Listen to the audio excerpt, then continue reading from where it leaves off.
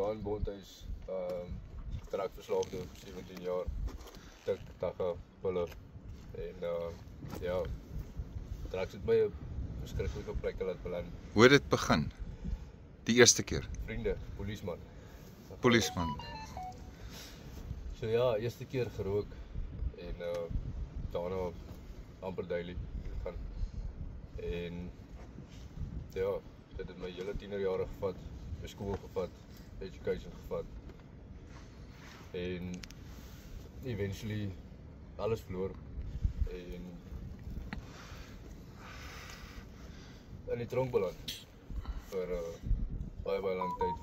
Ek het iemand vermoor terwyl ek op die goed was. En ja, die Here het my vir so 10 jaar laat stil sit om 'n bietjie te kyk waar ek op my lewe is en waar ek op pad is. En ja, dit was 'n tyd lank skoon en ek kon nie 'n beter keuse maak as om my lewe op te draai nie. Because it's just not worth it. Ek het so baie jare verloor en te veel gedoen en te veel lyne geoorskry wat ons nie suppose is om te oorskry nie. So, hoe lank terug was jy uit die tronk uit? Ek is oor 19 dae jaar uit die tronk. Wat het jy gedoen die laaste jaar?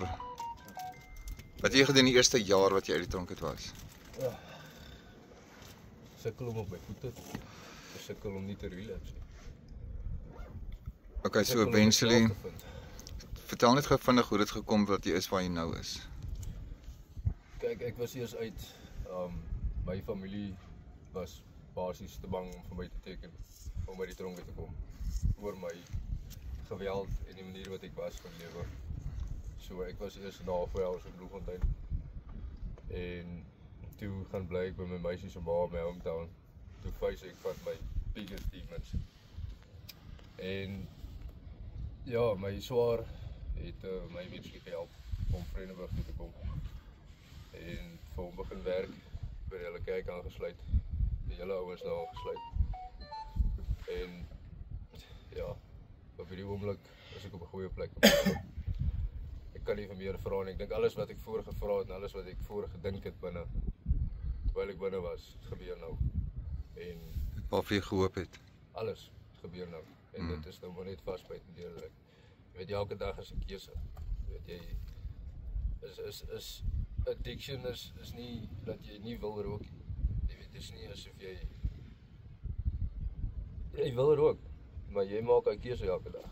As jy tussen mense kom, of jy kom op 'n plein, of jy kom by 'n taxi rank, jy weet wat gaan aan.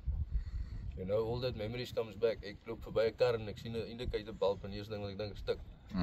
So, dis nie dat jy lus raak nie, but it's constantly there, you know.